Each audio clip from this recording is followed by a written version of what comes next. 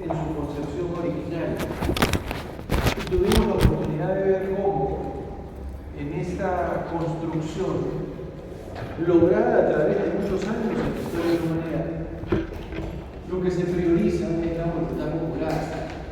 Y cómo la voluntad popular expresada, representada, es la que debiera dirigir los destinos de un país. Vimos también cómo en esa estructura era importante tener un mecanismo de solución de controversias que va a dar lugar a la necesidad de un aparato judicial, de unos jueces, unos sujetos especiales, aplicadores de la norma. Y vimos también cómo era importante la formación de una organización al servicio del pueblo, que se preocupara del bienestar del pueblo, que no siempre se alcanza ni puede alcanzarse solamente con leyes, y que requiere muchas veces de acciones, decisiones, toma de decisiones para el beneficio de las mayorías. Esa organización al servicio del pueblo era, o es, o sigue siendo, o debiera ser la administración pública. Entonces, terminamos de perfilar un Estado de Derecho, donde obviamente hay roles, donde obviamente hay papeles y donde obviamente también hay responsabilidades. Ese Estado de Derecho, estos distintos instrumentos del Estado de Derecho suenan como sinfonía en la medida en que todos respetan la ley, porque el Estado de Derecho es un Estado donde la organización, las disposiciones y las decisiones se adoptan en el marco de la ley. Ya al final de la clase conversamos también cómo esta visión original del Estado de Derecho, que es un Estado legal y de derecho, era fácilmente trasladable, era fácilmente comprensible como un Estado constitucional de derecho, porque la ley finalmente tiene que reflejar lo que la Constitución dice, porque el diseño de esta estructura es un diseño que solo se explica en un momento constituyente, y la Constitución obviamente organiza el Estado, pero también define los valores, los principios que van a regir a una sociedad. Este concepto de Estado de Derecho es un concepto que les pido guardar para más adelante, porque más adelante veremos algunas adecuaciones. No pierdan de vista tampoco que este concepto de Estado de Derecho es un concepto post-Revolución Francesa. Es un concepto muy imbuido del pensamiento de Montesquieu, en el sentido de tres poderes dentro de la estructura estatal. También más adelante, que en algún momento vamos a estudiar que eso ya está superado. Hoy día en el Estado de Derecho el poder del Estado es uno solo, no es que hay tres poderes, es uno solo con tres manifestaciones, pero eso lo veremos más adelante. Ahora, yo tendría la expectativa, la esperanza de que la clase pasada los haya dejado pensando en qué tan cerca o tan lejos estamos de un Estado de Derecho en el Perú. Las leyes se cumplen, son las leyes las que rigen la vida de las personas. El pueblo es el protagonista del proceso formativo de las leyes. La administración pública es una organización al servicio del pueblo, donde los ministros, la presidenta o el presidente dedican su actividad a preocuparse por el bienestar popular, a distribuir la riqueza de la mejor manera posible. Si la respuesta es no, si las sensaciones son no, pues obviamente se entiende ahora mucho mejor por qué muchas personas requeridas a contestar si vivimos en un Estado de Derecho, lo que suelen decir es que en el Perú no hay Estado de Derecho. Y su profesor Rojas Leo va más allá todavía y dice: en el Perú lo que hay es fallido, un Estado que ya fracasó, un Estado que no sirve, un Estado que tiene que ser cambiado todo. O sea, así de dramático es el tema. Otro aspecto importante es esta configuración peruana, del Estado peruano, que no termina de ser clara ni distinta respecto de un modelo mundial. Nosotros elegimos a un presidente como los norteamericanos. No sé si ayer, por ejemplo, aunque sea por curiosidad, han visto el debate entre Trump y Biden. Oye, a mí qué me interesa. Claro que te interesa. Forma parte de la realidad mundial y estamos hablando del país más importante del mundo, la economía más grande del mundo, todavía. Bueno, ahí, igual que en el Perú, escogen un presidente. La elección es una elección presidencial. En Francia, donde van a haber elecciones ahorita, van a escoger un parlamento. Y el parlamento va a escoger un presidente. ¿Qué cosa es lo importante en Francia? ¿El presidente o el parlamento? El parlamento. Eso es lo que marca un régimen presidencialista de un régimen parlamentarista. ¿Cómo es en el Perú? Chicha, es un híbrido. O es un presidencialismo híbrido o es un parlamentarismo híbrido. ¿De qué depende? De cuánto veamos dónde están los acentos, dónde están los acentos y las prácticas y las instituciones que se han recogido. ¿Es eso bueno? ¿Es eso malo? La verdad es bien peruano. Es bien peruano. Si es bueno o malo, no sé, no me animo a calificarlo.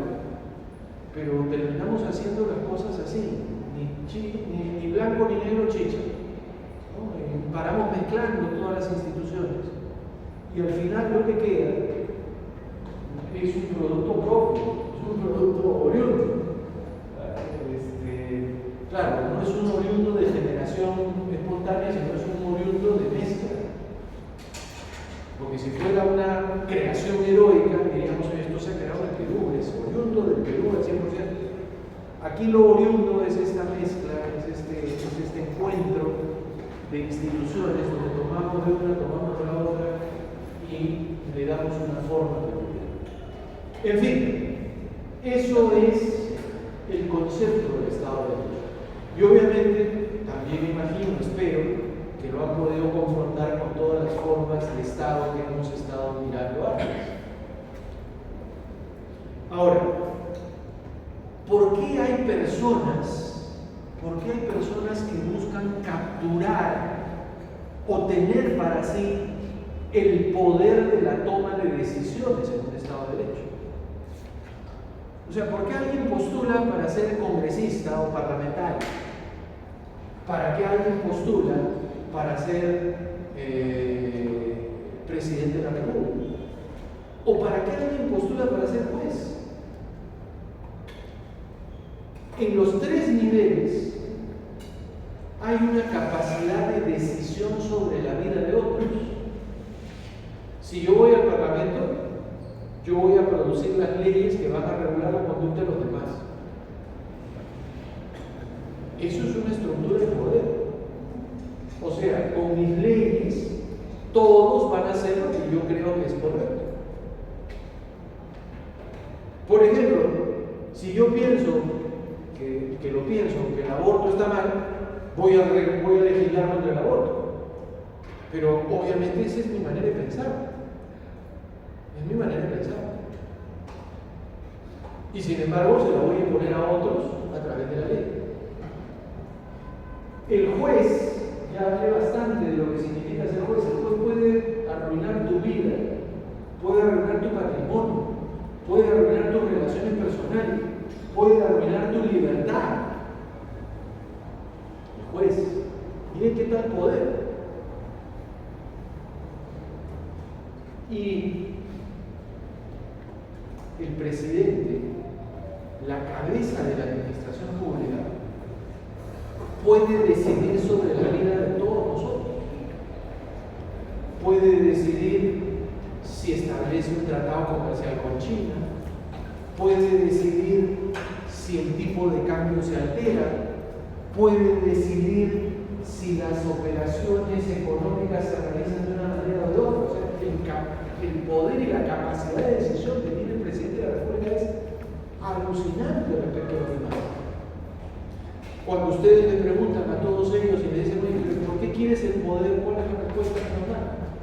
Para servir al pueblo. Yo tengo vocación de servicio. Mírame en mi cara, soy un angelito. Yo soy bueno. Pero en realidad es la captura de una estructura de poder. El Estado de Derecho es una estructura de poder que trata de ser equilibrada, que trata de ser democrática, pero que no deja de ser parte de toda una formulación de entidades y de acciones y de interrelaciones que expresan en realidad el juego del poder. Ahora que les acabo de decir esto, vuelvan atrás y las distintas formas de Estado que hemos estudiado, todas esas formas de Estado que hemos estudiado, ¿qué cosa eran? Eran la expresión del ejercicio del poder. Cuando en las civilizaciones del mundo antiguo escogíamos al que iba a gobernar, al que iba a ser el faraón, al que iba a ser el rey, ¿por qué lo escogíamos? Porque era el más fuerte, porque era el que sabía enfrentar cosas que nosotros no sabíamos, pero ahí estaba su estructura de poder. Cuando el Imperio Romano, ¿cómo escogíamos a los senadores, a los emperadores, a los reyes? Porque eran los que mejores decisiones tomaban para la conservación del pueblo. Cuando el señor feudal, ¿cómo escogíamos al señor feudal? Porque era el propietario. Porque era el propietario, como propietario sabía. Cuando las monarquías y las monarquías absolutas, ¿por qué escogíamos al monarca? Porque tenía sangre bendecida por Dios y había que respetar su sucesión. Ahora, yo confío además que en este recorrido que hemos hecho, ustedes entiendan que es un recorrido parcial. No todas las monarquías funcionaban igual, no todas las historias eran las mismas, pero el retrato general que hemos visto en su momento es el retrato de la organización del poder. Y eso sí nos sirve para mirar el Estado de Derecho, para decir, oiga, esto era diferente, esto era otra cosa. ¿Estamos? Muy bien. Vamos a entrar ahora a un tema nuevo. Vamos a mirar la relación del Estado con el derecho. Vamos a mirar la juridicidad del Estado. ¿Tendrá algo que ver el Estado con el derecho? Yo en algún momento les he dicho, si viviera en una isla, no tendría que existir Estado. No tendría que existir derecho. Y obviamente, si viviera yo solo en una isla, tampoco tendría que existir Estado. Porque de nada me serviría decir el Estado soy yo si no tengo a quién dirigir. El Estado es una manifestación social, el derecho también. El Estado y el derecho forman parte de una manifestación social. Existen en sociedad. El Estado y el derecho existen en sociedad. Podríamos tener incluso una larga discusión sobre si el huevo o la gallina. ¿Qué cosa es primero? ¿El Estado o el derecho? ¿Es el derecho el que crea el Estado o es el Estado el que crea el derecho? Y ya, si quieren complicarse la cabeza, la sociedad ¿existe sin Estado o requiere del Estado para existir? Y si requiere del Estado para existir, es porque el Estado aplica el derecho en la sociedad. Porque si no, no habría una forma social como la que conocemos. Esas discusiones, por ejemplo, son discusiones que ustedes han tenido o deberían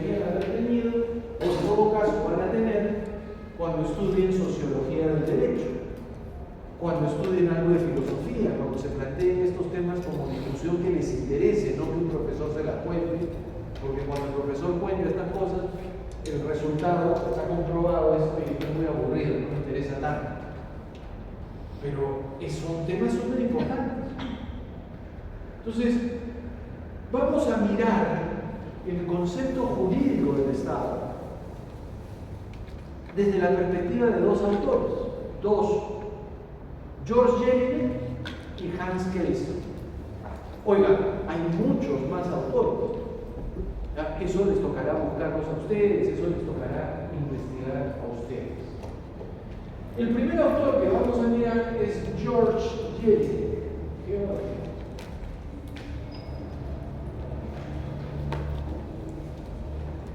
George Jelinek es un judío alemán. Nace a mediados del siglo XIX, 1850 y algo, 57, no recuerdo. Y se muere a principios del siglo XX, en 1911. O sea, no está tan atrás, si se dan cuenta, está muy cerquita. Es prácticamente, podríamos decir, de la primera década del siglo XX donde se muere. Aunque en realidad, si uno mira bien el tema de su edad, prácticamente vivió en el siglo XIX. Y claro, siglo XIX, siglo XX son siglos donde el derecho avanza de una manera vertiginosa. Empieza a desarrollarse como una ciencia. Las instituciones jurídicas empiezan a consolidarse y empieza a trabajarse todo en clave de legalidad. Entonces Jelinek es uno de estos. Es judío alemán, estudia en Leipzig, es profesor en Heidelberg, se pasa prácticamente toda su vida en Alemania y es un gran teórico del Estado. Su tema de estudio permanente es el Estado. Tiene varios tratados sobre el Estado. Su preocupación era entender el Estado.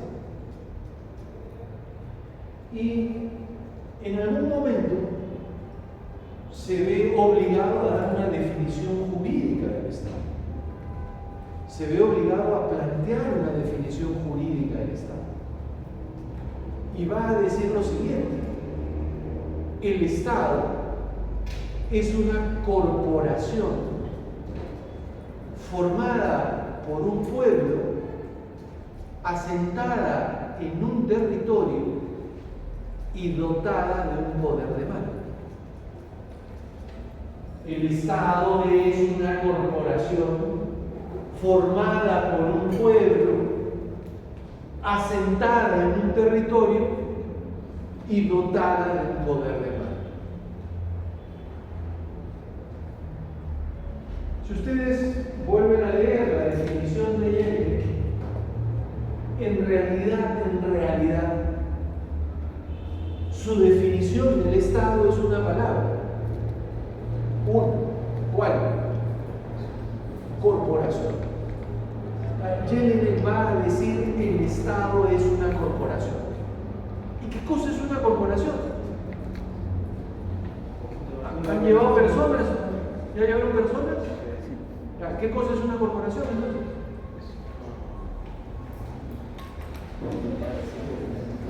Una corporación es una persona jurídica, pero no es una persona jurídica chica, es una persona jurídica grande.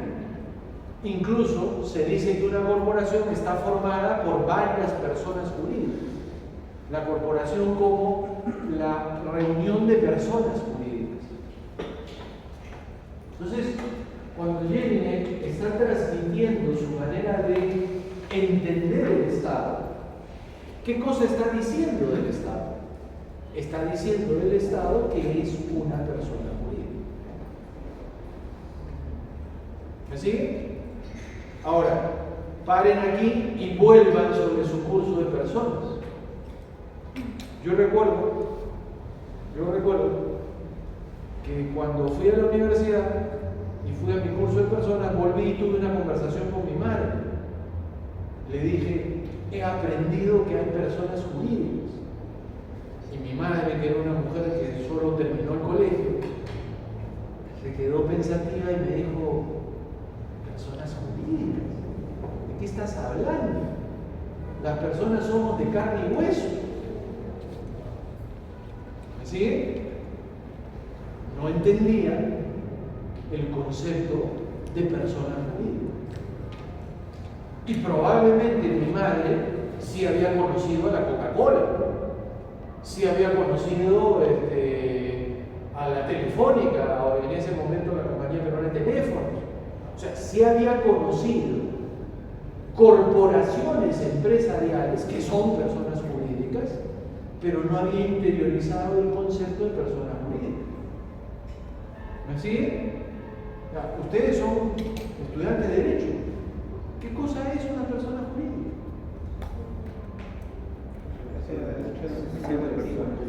Una persona jurídica es una ficción. Debate todo lo que quieras. Debate todo lo que quieras. Pero una persona jurídica es una ficción. Es una creación ¿de quién? Del derecho. Sin el derecho las personas jurídicas no existirían.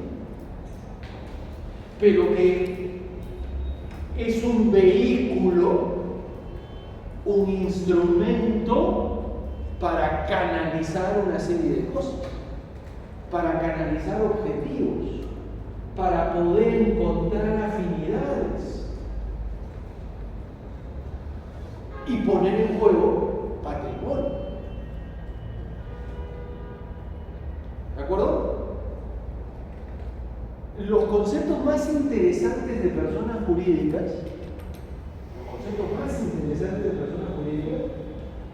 son de la época de la colonia. Dicen algunos que los holandeses, siglo XVI, son los creadores del concepto. ¿Por qué? Porque fletar un barco del viejo mundo para que viniera a América era una empresa que costaba mucho dinero. Y entonces los primeros flotadores de barcos eran los monarcas, las coronas. Pero obviamente las coronas flotaban barcos en función de los intereses de la propia monarquía. Si un comerciante quería llegar al nuevo territorio, tenía que poner de la suya. Y entonces muchas veces ponía la suya y el barco se hundía. O muchas veces ponía la suya y le alcanzaba para un barco, pero no para dos ni para tres. Entonces empezó a pensar, los holandeses empezaron a pensar y dijeron, ¿cómo repartimos el riesgo? Y crearon la Compañía de las Indias Orientales, así se llamó. ¿Y cuál era el tema? Te ofrecían ser parte de un fletamento. Y si tú participabas con dinero, ellos te daban, el titular de la compañía te daba un certificado que decía que había puesto dinero. Y obviamente si la empresa resultaba bien, cobrabas. Si la empresa resultaba mal, perdías. Así también nacen los seguros. Estos en Inglaterra, no en Holanda. Los comerciantes que tenían gran expectativa de haber mandado sus barcos, recuerden ustedes, mandaban el barco y el viaje duraba 60 días. El tiempo que el barco estaba en el Nuevo Mundo y los otros 60 días para volver. Entonces, el comerciante que había fletado un barco y lo había mandado, imaginen ustedes, cuando era más o menos el tiempo en que su barco pudiera volver, estaba comiéndose las uñas. ¿Y qué cosa había? Había bares, cantinas en la entrada de los puertos. Entonces era muy común que los comerciantes llegaban a la tarde, se sentaban a tomar un trago y a mirar el horizonte. Viene un barco, será mío. No, es mío. Y entonces se les ocurrió, miren esto, se les ocurrió apostar. Te apuesto que tu barco llega. Si tu barco llega, me pagas. Te apuesto que tu barco no llega. Si tu barco no llega, me pagas. ¿Me sigue? Ese mecanismo de apuesta en inglés es el que en su momento da lugar al tema del seguro. Porque el seguro es una apuesta. El seguro es una apuesta. La compañía aseguradora apuesta contigo. ¿Cuál es el negocio de la compañía aseguradora? Por ejemplo, un seguro de salud. Que tú le pagues todo el año y no te enfermes. O sea, la compañía aseguradora está diciendo, yo apuesto que tú no te vas a enfermar. Y como no te vas a enfermar, solo me vas a pagar una cuota. Claro, si te enfermas, perdí yo. Porque lo que me pagas de cuota no va a cubrir lo que yo voy a tener que pagar para recuperar mi salud. Así aparece el sistema de seguros. Así aparece el concepto de personas jurídicas. Poner esfuerzos, normalmente económicos, para una campaña común, para un esfuerzo común. Pero esto obviamente se va perfilando, se va mejorando. Siglo XVII, siglo XVIII, ¿no? El siglo XIX empiezan a aparecer las grandes compañías. Viene la época industrial, la revolución industrial, y aparecen las grandes compañías de petróleo, las grandes compañías de autos, las grandes compañías de metales. En Estados Unidos la trilogía, ¿no?, de Carnegie, Ford y el del petróleo, Rockefeller. Ya están trabajando bajo el concepto de compañías, de empresas de propiedad de alguien, pero empresas con vida propia, con personalidad propia, con capacidad de acción propia. Eso es lo que le llama la atención a Yelenen y dice: el Estado es una corporación. El Estado es la gran persona jurídica formada por todos los que integran la nación, por todos los que forman parte de la población. Obviamente, esto va a generar un problema tipo conceptual, porque Jelinek va a decir: el poder ya no radica en el pueblo, sino va a decir: el poder radica en el Estado.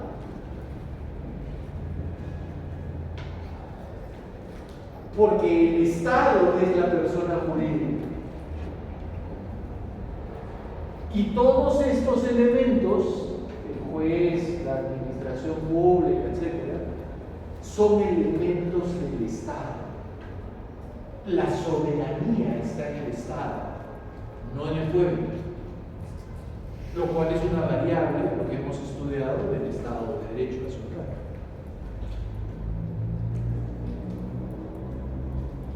Ahora, vuelvo a repetir, el aporte más importante es en el que él menciona que el Estado es una persona jurídica. La persona jurídica es de todos sus accionistas.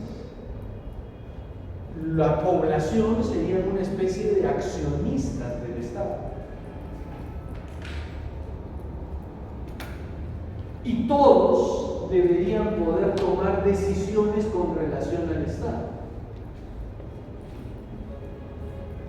Pero el centro de imputación de derechos es el Estado. Ahora, miren otra maravilla de esta definición.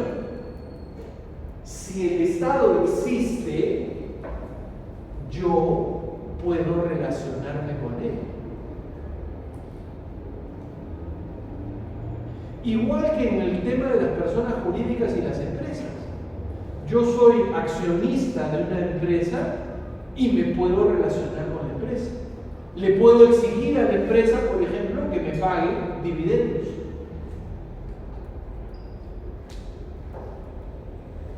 Puedo exigirle a la empresa que me deje participar de su forma de gobierno, siendo yo accionista, o sea, siendo yo parte de. Eso es lo que Jelinek dice del concepto de Estado. Esto ciertamente es una concepción jurídica. Si me siguen, este pensador, George Jelinek, está diciendo que el Estado es como si fuera una persona jurídica. Ergo, el Estado existe en la medida en que hay derecho. El derecho crea al Estado en el pensamiento de Jelinek, porque es el derecho el que permite que efectivamente el Estado exista como tal. Ahora, uno podría ponerse exquisito y decirle, ¿y dónde está el pacto societario? Porque toda asociación tiene un pacto societario. Y entonces Jelinek va a contestar, ¿no has leído a Juan Jacobo Rousseau? ¿No has leído el concepto del contrato social?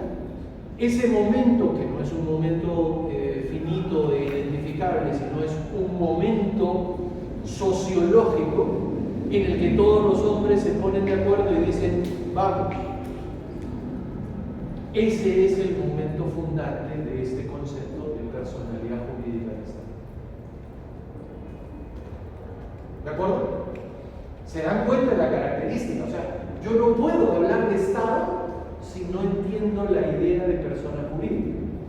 Ahora, no es una persona jurídica comercial, es una persona jurídica especial, es una personalidad jurídica pública, si quieren, es una personalidad jurídica democrática que requiere de un momento fundante que no es ir a firmar un estatuto o diseñar un estatuto. La constitución de un Estado, el texto constitucional de un Estado, sería equiparable al estatuto, pero no es un estatuto. Es un momento político en el que toda la población dice, nos vamos a organizar de esta manera. ¿De acuerdo? Podrían decir que la clase de hoy es una clase pobre, una clase que tiene poco contenido. Sin embargo, no, tiene un contenido enorme. Este solo entender al Estado como una persona jurídica, en su momento ha sido uno de los pensamientos que más ha marcado la explicación del Estado dentro del mundo del derecho. No es el único, ¿no? Después se ha superado, han aparecido tratamientos diferentes, etc. Pero lo mencionamos aquí porque, claro, es una de las primeras aproximaciones jurídicas al concepto de Estado. Es una aproximación pionera al concepto de Estado. ¿De acuerdo?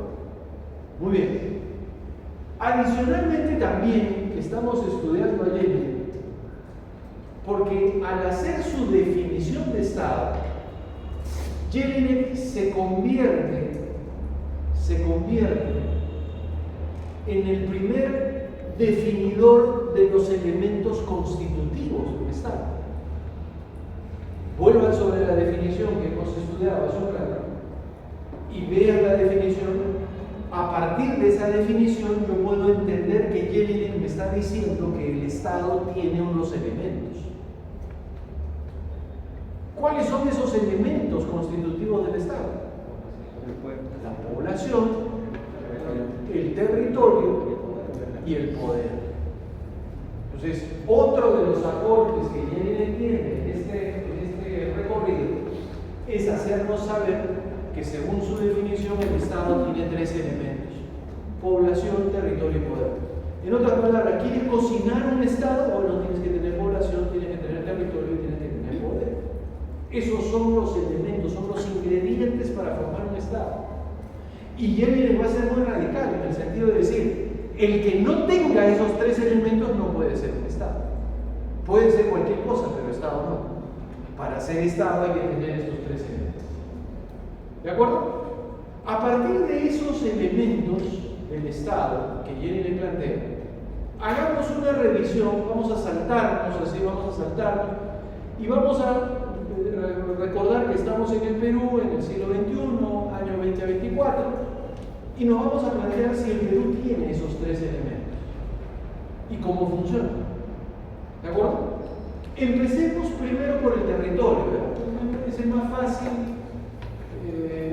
Entonces, empecemos por el territorio. Vamos a desordenar un poco este tema. ¿Qué cosa es el territorio para un Estado? ¿Qué es el territorio para un Estado? El territorio es el espacio geográfico, es el espacio geográfico donde el Estado despliega su presencia. Y obviamente está delimitado, es un espacio geográfico. Ese espacio geográfico, además, miren ustedes, no es tan simple porque abarca el suelo, el subsuelo y el espacio aéreo. Adicionalmente, el mar territorial. Es bastante. Ese territorio es el espacio geográfico donde el Estado despliega su presencia. ¿El Estado es propietario de ese territorio? Sí. No, el Estado no es propietario. El Estado es soberano. Tiene presencia soberana en el territorio, pero propietario no es. ¿Y qué significa tener presencia soberana? Tener presencia soberana significa que todo lo que está dentro del territorio está sometido al Estado. Eso es lo que se llama en derecho internacional vinculación positiva.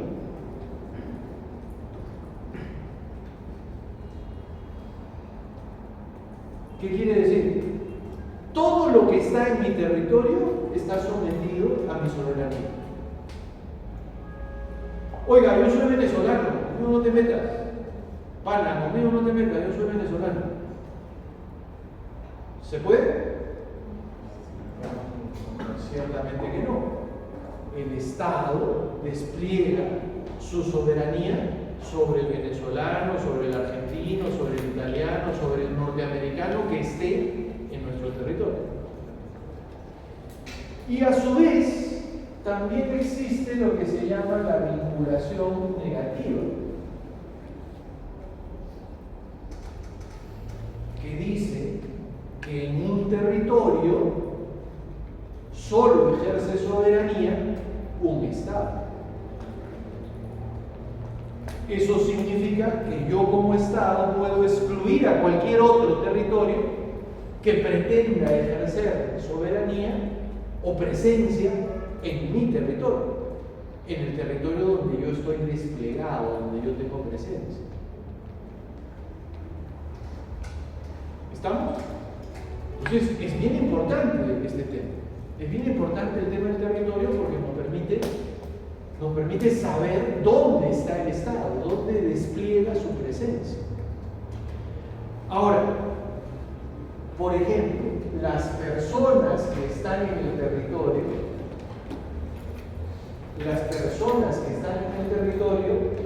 sí pueden ser propietarios del territorio. ¿De acuerdo? Las personas que están en el territorio sí pueden ejercer propiedad sobre el territorio. Y ustedes me dirán, pero yo sé que el Estado es propietario de algunas tierras. Es propietario de los terrenos eriazos. Es propietario de algunos terrenos urbanos. ¿Han escuchado esto, verdad? ¿Cómo pasa esto? Si hace un rato hemos dicho que el Estado no es propietario sobre el territorio. El Estado no es propietario sobre el territorio en tanto hablamos de la soberanía estatal. Pero el Estado es un maestro de ficciones. El Estado se ficciona y al ficcionarse se comporta como si fuera un ciudadano más. Y entonces bajo esa personalidad ejerce propiedad en el territorio. ¿De acuerdo? O sea, eso solo lo puede hacer el Estado. Puede ser el soberano y a la vez puede ser el propietario. ¿Por qué? Porque tiene esa capacidad de desdoblamiento, tiene esa capacidad de friccionar aún más en su conformación. ¿De acuerdo? Muy bien.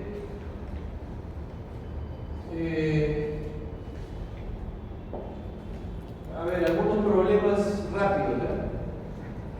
Nosotros somos propietarios del sobresuelo, o sea, del espacio, pero esto no es infinito. Ustedes saben que la atmósfera se divide en 7, 8 condiciones y en realidad solo somos propietarios de las 2 primeras. A partir de la tercera se habla de espacio mundial, que es donde están los satélites. Eso ya está generando problemas en el mundo. ¿Por qué? Porque hay muchos satélites y hay satélites de desecho, hay basura espacial. ¿Quién se hace cargo de la basura espacial? Ese es todo otro problema. Y según cómo vamos, en algún momento el mundo, los países del mundo van a tener que encontrar una fórmula para convivir en el espacio más alejado, en el espacio más universal. Ese es un problema de futuro que ustedes conocerán. En el caso del subsuelo, el subsuelo es infinito, hasta donde llegues. Nadie ha llegado al centro de la Tierra. Y en broma, ustedes saben que si pasamos el centro de la Tierra hacia abajo, nos vamos a encontrar con China, ¿no? Al menos desde el punto de vista geográfico, esa es la expectativa. ¿Alguien lo ha hecho? Nadie. ¿Alguien lo hará algún día? Probablemente. ¿Es un problema hoy? No. ¿Es un problema a futuro? Tampoco. ¿Por qué? Porque no hay expectativas económicas en el centro de la Tierra y en el subsuelo hasta el infinito. Las expectativas económicas están todavía a nivel, llamemos, superficial, en el sentido de las minas y los minerales, pero todavía no hay una expectativa de ese tipo. Y con el mar, claro, los peruanos lanzamos el 48 con Bustamante Rivero la tesis de las 200 millas. Esa tesis fue rápidamente acogida por los países poderosos que tienen mar, Estados Unidos, Rusia. Dijeron, oye, esta tesis nos conviene porque nuestras costas son costas de mar. ¿De acuerdo? Pero después se dieron cuenta que eso les impedía ir a pescar a otros mares. ¿No? Porque la tesis de las 200 millas es, oye, en las 200 millas yo decido qué se hace, porque yo soy el soberano. Y como los países poderosos se dieron cuenta que esa tesis de las 200 millas no les convenía, dijeron, vamos a promover la Convención del Mar. Y promovieron la Convención del Mar. La Convención del Mar no habla de 200 millas. La Convención del Mar habla solo de 50 millas y 150 de observación. En otras palabras, el país es soberano en las 50 millas y en las otras 150 le cuentan qué pasa, le avisan qué pasa, pero no decide. Miren de lo que estoy hablando, esto significa pago de impuestos, eso significa control marino, eso significa intervenciones y demás. La mayoría de países ha firmado la Convención del Mar. El Perú es de los pocos países que no ha firmado la Convención del Mar. ¿Por qué? Porque sigue sosteniendo su tesis de las 200 millas. ¿De acuerdo? Ahora, es una defensa o un predicamento para los libros de colegio, para que en la Constitución digamos que el mar tiene 200 millas. Ustedes saben, por ejemplo, que en nuestras 200 millas pescan flotas de barcos chinos, de barcos japoneses y demás. Buques factoría y demás. Y obviamente como Estado no podemos hacer nada, porque si quisiéramos hacer algo, lo que tendríamos que hacer es hundirlos, meterles un torpedo y hundirlos. Pero claro, si le metemos un torpedo a la flota china, de repente secuestran a nuestra presidenta que está ahora con Xi Jinping. No podemos arriesgar a eso. Imagínense perder ese espécimen valioso.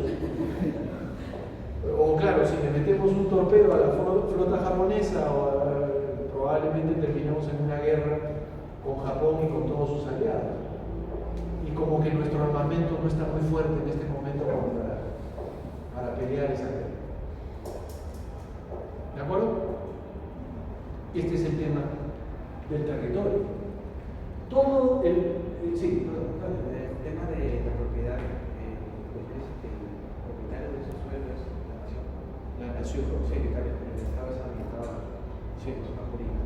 En este caso, o sea, la propiedad de esos suelos, dentro de todos nosotros, sería también posiblemente papel normativa, porque una elección. Sí, claro. O sea, ese es el problema del tema minero, ¿no?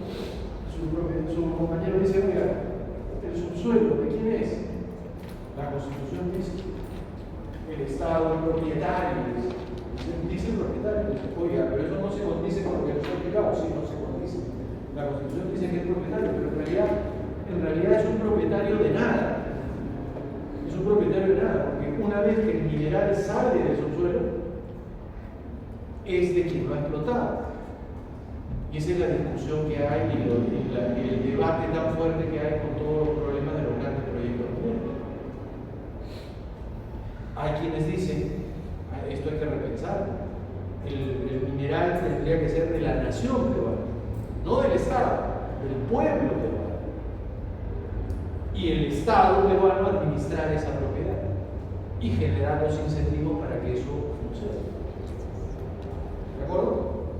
Ahora, ¿puede haber Estado sin territorio? No, no puede haber. En la historia de la humanidad han habido Estados sin territorio. El más emblemático, hay 2 o 3 más, pero el más emblemático es el pueblo de Israel. Y por eso es que tenemos lo que tenemos hoy día en la Franja de Gaza. Israel históricamente fue echado de su territorio. Cuando acabó la Segunda Guerra Mundial, Estados Unidos y la Unión Soviética les dijeron a los palestinos, arrímate y devuélvele un pedazo de territorio.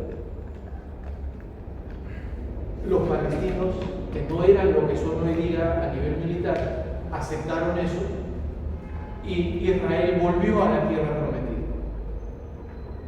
Y ya ven ustedes, hasta el día de hoy se están matando. ¿Por qué? Porque los palestinos consideran que ese territorio es de ellos, que nunca debieron darse. Y los israelitas consideran que ese territorio es el territorio donde originalmente ellos vivían. Ahora, ustedes saben que los israelitas y los palestinos en realidad son estirpes de un mismo origen. Son hermanos peleados. Son hermanos peleados. Entonces, ahí hay una galleta que no sé cómo va a terminar y si va a terminar alguna vez. Pero hoy día podría haber un Estado sin territorio. Imposible. Imposible. ¿Hay territorio libre para formar Estados? ¿Hay territorio libre para formar Estados? La respuesta, no. Hay un país llamado Liberland. Liberland está en Europa, ahí dice que 7 kilómetros, dicen que hay ahí un espacio, que alguien, también en Estados Unidos, hace un tiempo un gringo cruzó todas las medidas y dijo, acá hay un espacio, en Estados Unidos, un gringo dijo, acá hay un espacio que no es de nadie, voy a formar mi reino. Hijita, ven, tú vas a ser la reina. Son pues broma. El que menciona a su compañero Liberland, inclusive ha logrado algún tipo de reconocimiento por algún Estado, pero son cosas que no funcionan como concepto. ¿Verdad? El Estado tiene que tener territorio. ¿De acuerdo? No se concibe un Estado sin territorio. ¿Estamos? Muy bien. Segundo elemento, población.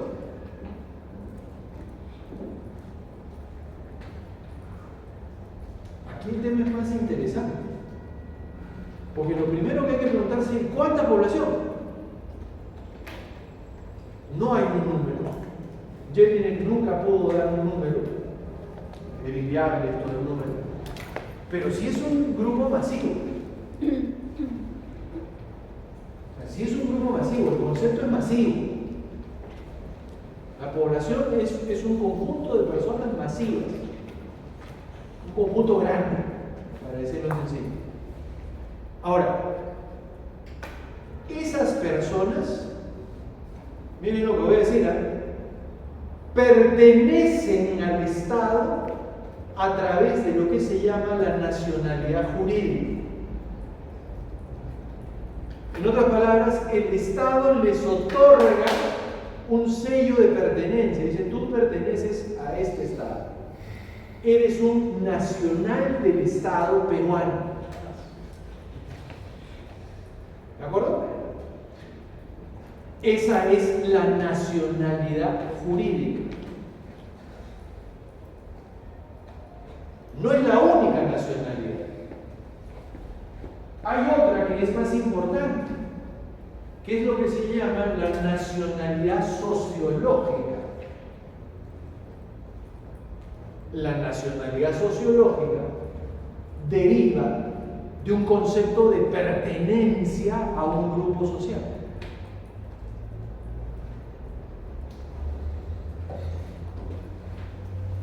La nacionalidad jurídica y la nacionalidad sociológica debieran coincidir, pero no siempre coinciden, ni tampoco es un requisito que coincidan. Estoy seguro que aquí en el Perú hay un montón de gente a la que tú, si tú le preguntas, oye, ¿tú quieres ser peruano? Te dirían rápidamente, no, yo no quiero ser peruano. No me interesa ser peruano. ¿De acuerdo? Y sin embargo, tiene su DNI peruano. ¿Por qué? Porque el Estado peruano le ha reconocido su nacionalidad jurídica. ¿Me sigue? Ahora, este es el tema que, por ejemplo, en Bolivia se trabajó cuando cambiaron el concepto de Estado-nación a Estado plurinacional. ¿Por qué? Porque dicen, oye, en un territorio, en un mismo Estado, pueden haber distintas nacionalidades sociológicas y una única nacionalidad jurídica.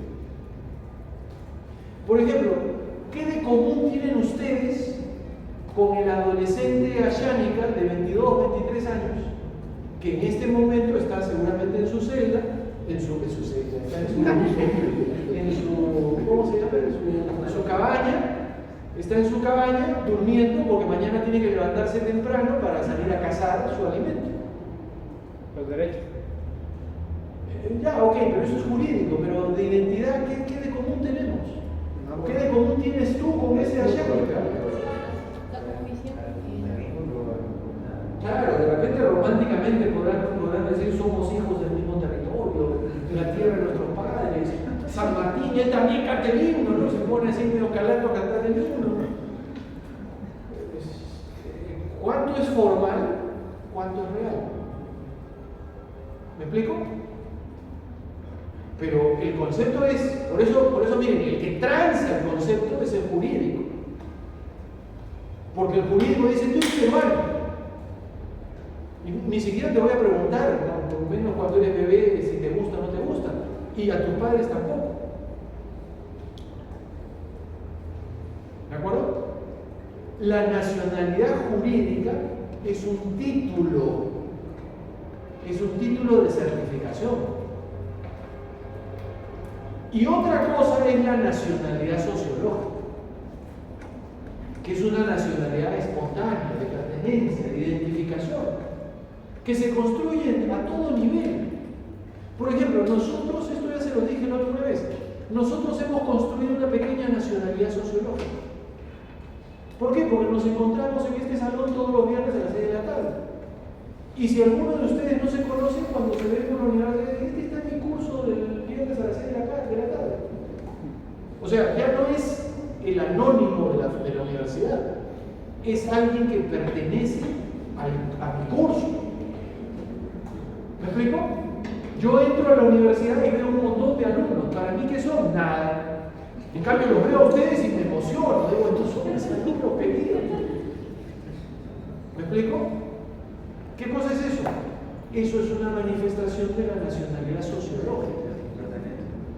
Esa idea de pertenencia espontánea. Entonces, oye, ¿por qué? ¿Por qué? ¿No? ¿Por qué me han tocado estos mostrencos? Yo no los he escogido. ¿Por qué me han tocado? En realidad no, nada, me han tocado por las circunstancias. Porque han confluido los astros. Pero ya estamos aquí. ¿Me siguen? Eso es nacionalidad sociológica. Jurídica es otra cosa. Jurídica es la certificación que te da el Estado. ¿De acuerdo? En esa certificación hay algunos problemas. Porque el primer concepto de certificación es una persona, una nacionalidad. Jurídica. Estoy hablando ya de jurídica. Una persona, una nacionalidad. ¿Estamos? ¿Y por qué? ¿Por qué una persona, una nacionalidad? Porque se entiende que esa persona va a proteger los intereses de quién? Del Estado que le ha dado la nacionalidad. ¿De acuerdo? Muy bien. Si ese es el concepto, vamos a tu pregunta. Te aseguro que voy a tu pregunta. Si ese es el concepto, ¿qué pasa si un padre peruano se va al extranjero y le nace el hijo en el extranjero? ¿Ese hijo que nació en el extranjero es peruano o ya es, por decir, chileno o ecuatoriano, lo que sea, donde haya nacido? Se genera un problema. Ahora, estos problemas que se generan son problemas que se generan en el siglo XX. ¿Por qué? Porque en el siglo XIX las personas no se movilizaban de sus territorios. Era muy extraño que eso ocurriera. En el siglo XX empieza a pasar y empiezan a haber olas de migración. Entonces los estados tienen que plantearse cómo se protegen con sus connacionales. Y así surgen dos grandes teorías de asignación de la nacionalidad. La nacionalidad por sangre, el famoso ius sanguinis, y la nacionalidad por territorio, por el suelo, por el lugar en el que naciste, el famoso ius soli. Soli significa suelo, sanguinis, ya saben qué significa. ¿De acuerdo? Entonces, cada país escoge su forma de atribución de nacionalidad. ¿Cuál? La que más le conviene. Los países que estaban sufriendo la emigración de su gente a otros lugares, por ejemplo, los países europeos que enfrentaron las dos guerras mundiales, mucha gente pobre de esos países europeos salió de su territorio a buscar un espacio mejor donde vivir. ¿Qué tipo de nacionalidad asignan esos países europeos? Nacionalidad por sangre. Entonces, si el italiano llega al Perú en 1940, 1950 y tiene hijos y tiene nietos, esos hijos y esos nietos pueden volver a la República Italiana y decir: yo soy italiano porque tengo la sangre de mi abuelo. Nacionalidad por sangre. Los países que al contrario estaban recibiendo migrantes dicen: oye, a mí me conviene que esos migrantes sean peruanos, entonces voy a reconocerles nacionalidad por sangre o por suelo. Por suelo. Y entonces, si su hijo nace en el Perú, ¿qué cosa es? ¿Cuántos peruchos de raigambre venezolana hay ahora en el Perú? Los venezolanos llegaron como 1 millón, ahora hay como 1.700.000, ¿no? Y varios de esos son peruanos. Ya hay peruanos de hijos de españoles, nacidos en el Perú. Ahora, como ven ustedes, esto genera un problema, pues. Porque imaginen al nieto de italiano nacido en Perú. Nieto de italiano nacido en Perú. De acuerdo al Estado peruano, ¿qué cosa podría ser? Peruano. Y de acuerdo al Estado italiano, ¿qué cosa podría ser? Italiano. Muy bien. Conchudo dice: voy a hacer las dos cosas. Peruano e italiano. ¿Se puede? Sí. No se puede. No se puede. les dije, les empecé diciéndoles, el concepto cuál es, una nacionalidad. Pero ese muchacho nacido en el Perú tiene la posibilidad de ser reconocido italiano y tiene ciertamente la posibilidad de ser peruano. ¿Qué cosa hacemos con ese híbrido?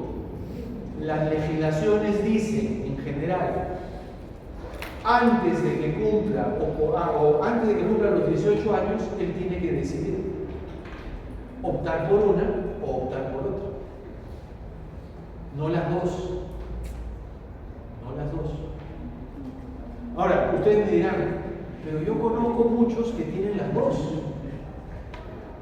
Que llegan al aeropuerto, salen con su pasaporte peruano, lo guardan en su bolsillo y sacan su pasaporte italiano y empiezan a circular por el mundo. Hay mucha gente que hace eso. Que lo haga no quiere decir que sea correcto.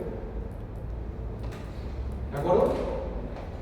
Lo que pasa es que ninguno de los dos estados controla esto. ¿Por qué? Porque al Perú no le interesa. No le interesa. Para el Perú, nació en el Perú. Tiene su DNI peruano y punto. Una consulta ahí. En el caso de los apátridas, Un apátrida es el que no tiene patria. ¿cuál sería su estatus en el mundo para viajar? Apátridas. O sea, no tienen referencia, no pueden viajar. Una patria es una cuestión atípica, excepcional, dramática, porque se queda colgado, se queda fuera de todo. ¿Vieron ustedes la película esta del que vivía en el aeropuerto? ¿No? Que llegó al aeropuerto y su estado, el que le había dado el pasaporte, desapareció el estado. ¿Cómo se llamaba esta película del pata que vivía en el aeropuerto? Con Tom Hanks. La terminal. ¿Cuál es la trama? Dice, él sale de su país con su pasaporte de su país y llega al aeropuerto y su país ha desaparecido. Entonces, a la hora que van a pasar su pasaporte por la máquina, le dicen, ese país no existe. Y entonces, ¿qué hago? ¿A quién represento? ¿Dónde estoy? Eres una patria porque no tienes patria. ¿Y qué cosa hacemos contigo? Nada, no puedo hacer nada, no te puedo dejar entrar, tampoco te puedo dejar salir. Esa es la ficción que toma esa película. Ahora, esperen un segundo, no me dejó terminar, déjenme terminar la idea, ¿no? Perú no controla, Perú dice, bueno, si él tiene su DNI peruano, lo tiene. E Italia tampoco controla. Italia, ¿por qué le da nacionalidad a un perucho que está bien lejos de Italia? Porque no le importa. No le importa. Y dicen, oye, si en algún día, en alguna hipotética guerra, hubiera una guerra entre Italia y Perú, voy a tener pues un fulano que va a defender los intereses italianos. Es absurdo, pero eso es.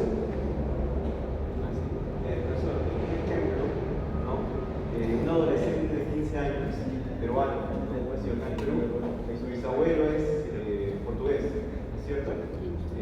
Ya falleció. Este adolescente de 15 años se podría reconocer como portugués.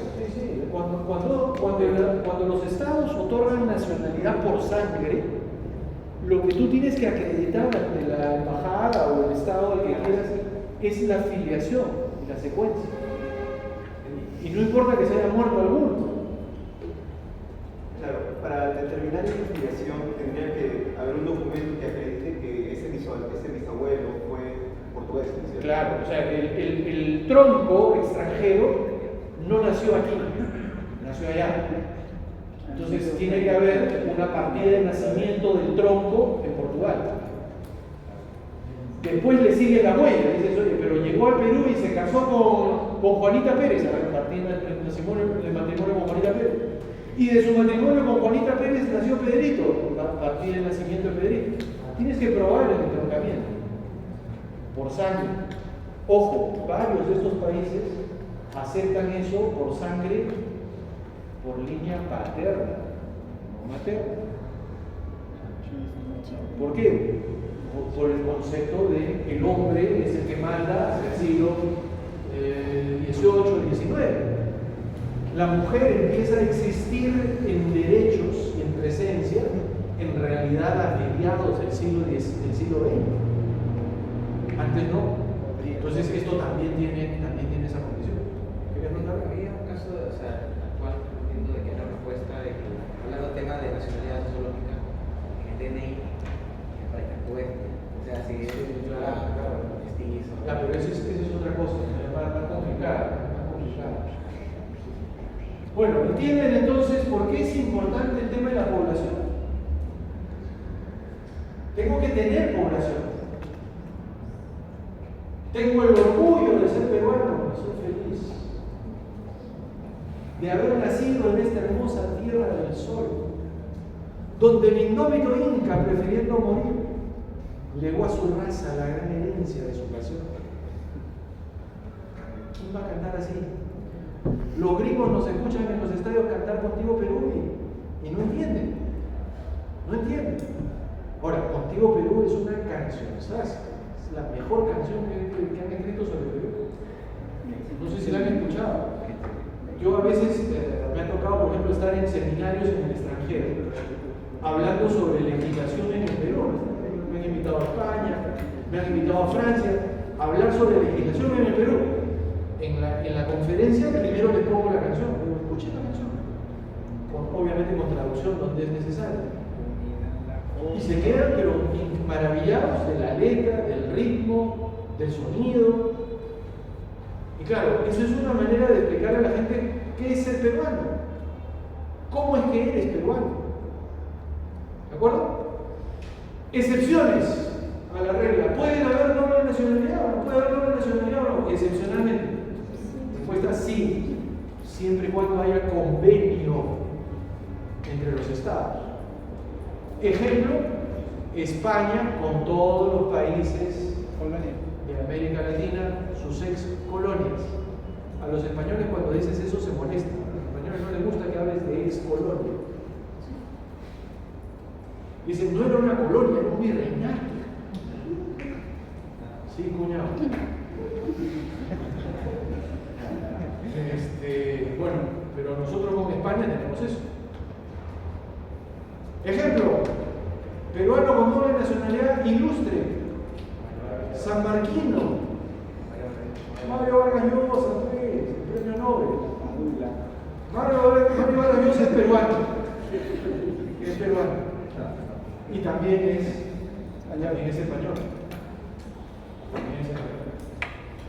Ahora, tercer tema. ¿Yo puedo cambiar de nacionalidad? ¿Puedo adquirir nacionalidad? Sí. Naturalización. El proceso de naturalización. Normalmente si alguien vive mucho tiempo en un territorio, el extranjero que vive en el territorio tiene que pagar. Tiene que pagar su permanencia. ¿Se imaginan eso? O sea, si estás en el Perú tienes que pagar tu permanencia. Si no eres peruano, obviamente. Si eres peruano te sale gratis. Entonces, claro, un extranjero que vive en el Perú puede, después de un tiempo, pedir naturalizarse peruano. Esto es permanencia, ¿no? Normalmente son 4 años mínimo de permanencia. Y la otra posibilidad es puede casarse con un peruano. Por matrimonio también uno puede adquirir la nacionalidad. Pero no basta con casarse, es casarse y permanecer un tiempo, son unos requisitos ahí. Ahora, la pregunta es, cuando adquiere nuestra nacionalidad, ¿debe renunciar a la otra? No. Respuesta sí, pero si les acabo, ¿cuál es la regla?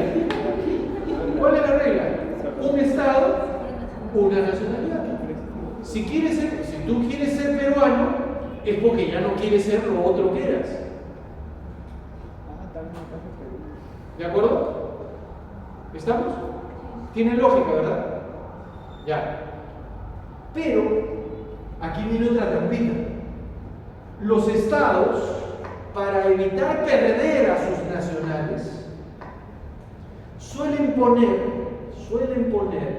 en sus reglas de emigración que solo vale la renuncia a la nacionalidad formulada ante funcionario de tu propio país. Nosotros en el Perú tenemos eso en la Constitución. Dice que la nacionalidad solo se pierde cuando tú renuncias ante funcionario peruano. ¿Se da cuenta de la trampita?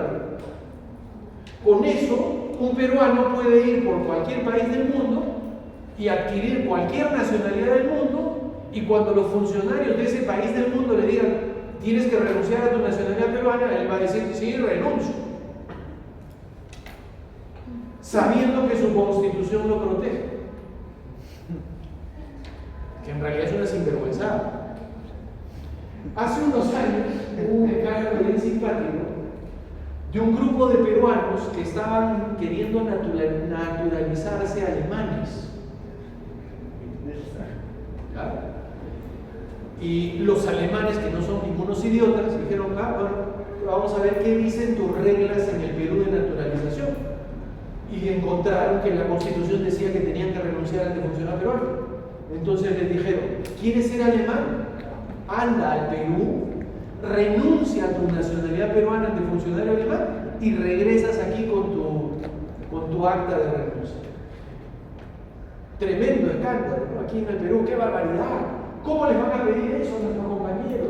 Salieron Pacheco, Gustavo Pacheco, ¿no? el congresista andino. Hay que defender los derechos de los peruanos.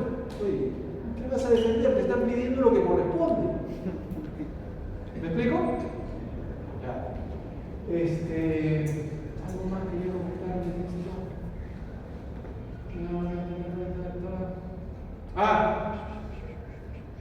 Tenemos famosos en esto. Tenemos famosos en esto. Kuczynski, presidente del Perú, ciudadano norteamericano. ¿Cómo es posible? Por estos vacíos que tiene este tema. Porque el pata efectivamente nació en el Perú, pero se hizo americano. Entren a Google y pongan juramento de fidelidad a la bandera norteamericana. Todos los que se nacionalizan norteamericanos participan de una ceremonia donde juran fidelidad a la bandera norteamericana y aquí tienen un juramento. Búsquenlo para que vean. Dice algo más o menos así: a partir de este momento, mi única bandera, la única bandera por la que daré mi sangre, y el único país por el que defenderé sus intereses es los Estados Unidos de Norteamérica. Y jura. Y después de hacer eso, viene, postula al Perú, y unos idiotas en el Perú lo elegimos presidente. ¿No? Terrible. ¿Cuál es el otro famoso? El otro famoso es Fujimori, pues. Siempre estuvo en duda dónde nació. Hay todavía controversia si nació en el barco, si nació en Japón, si lo trajeron Pepito o si nació en el Perú. 28 de julio. Pero lo cierto, sí, pues encima 28 de julio. Lo cierto es que DNI tenía. Su DNI decía que había nacido en el Perú. Muy bien. Fue presidente en el Perú. Cuando las papas quemaron, se fue para Beijing y después se fue a Japón.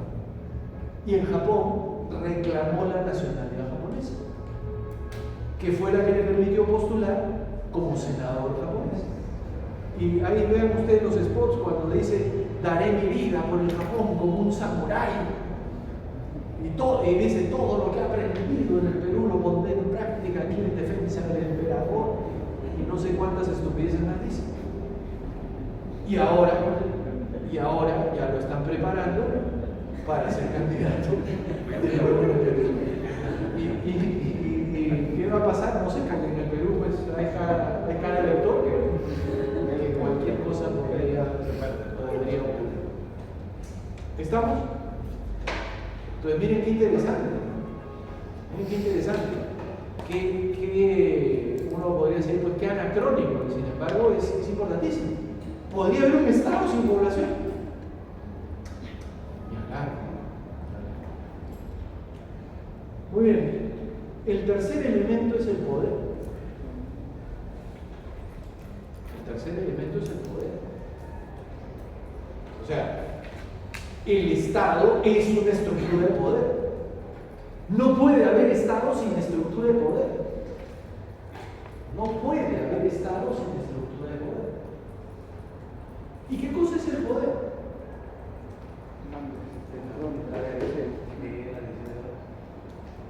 ¿Ya? ¿Qué cosa es el poder? ¿Mandar? Eso es una orden. Capacidad de decidir. Capacidad de decidir, ¿no? El poder tiene decisión. Constreñir. Miren, el poder es relacional. O sea, yo no tengo poder solo. Yo tengo poder sobre alguien. ¿Y qué cosa es el poder? Es la capacidad de imponerle a otro un determinado comportamiento. El próximo viernes vas a dar control. No, profesor, no quiero. Vas a dar control y das control. Punto. Se acabó. Eso es poder. No me importa si quieres o no quieres. Vas a hacer lo que yo digo que tienes que hacer. ¿Qué te parece? Eso es el poder. La capacidad de imponerle a otro un determinado comportamiento. Ahora, hay distintos tipos de poder. Hay distintos tipos de poder. ¿De qué poder hablamos cuando hablamos de este poder? Hablamos del poder estatal. Hablamos del poder estatal. Pero hay distintos tipos de poder. Hay distintos tipos de poder, ¿verdad? Acá a su compañero, dice, le dice a su enamorada, oye, hoy es viernes, me voy con mis amigos. Y su enamorada le dice, ¿qué? ¿Con tus amigos? ¡No vas! Y él, como buen obediente, no va. ¿Eso es poder? Claro que es poder. ¿Cuál es la fuente de ese poder? El amor, pues, el amor. Un poder de amores, un poder de compromisos. Cuando tú te enamoras, te comprometes, ¿no? Dices, oye, ya yo solo contigo, no, ya no con mis amigos, ya no con las amigas. Eso es poder, pero es un poder de tipo relacional, de tipo compromiso afectivo. Cuando tu papá te dice, arregla tu cuarto, ¿tú qué vas? ¿Tú qué haces? Vas y lo arreglas, ¿no? Lo dejas impecable. Seguro, te voy a creer, ¿no? ¿Y ese poder es poder o no es poder? Claro que es poder. ¿Pero qué tipo de poder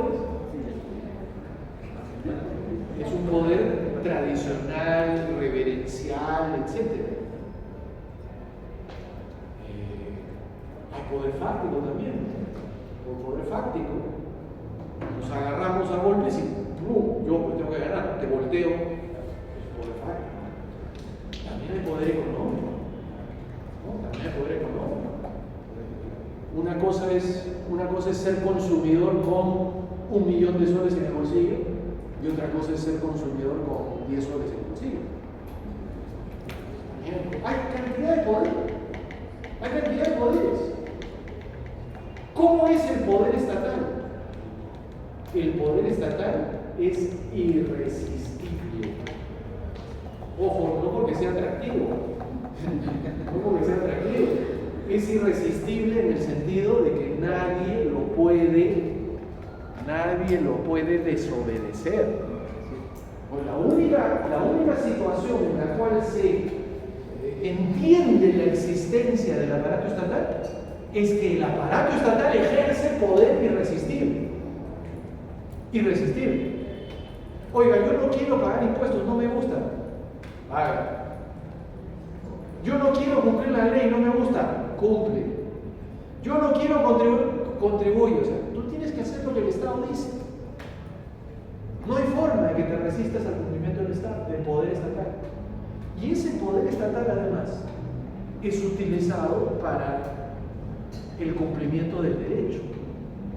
¿Cuál es la diferencia entre el derecho y la ética?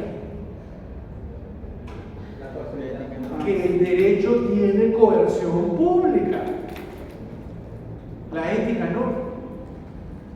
La ética tendrá coerción moral, incentivos morales, etc. Coerción pública. solo el derecho. ¿Estamos? Muy bien. Voy a volver en la próxima clase sobre esta parte final, pero váyanse pensando, ¿no? Váyanse pensando en lo que significa el poder. Qué rico, ¿ah? ¿Es mejor tener poder o no tener poder?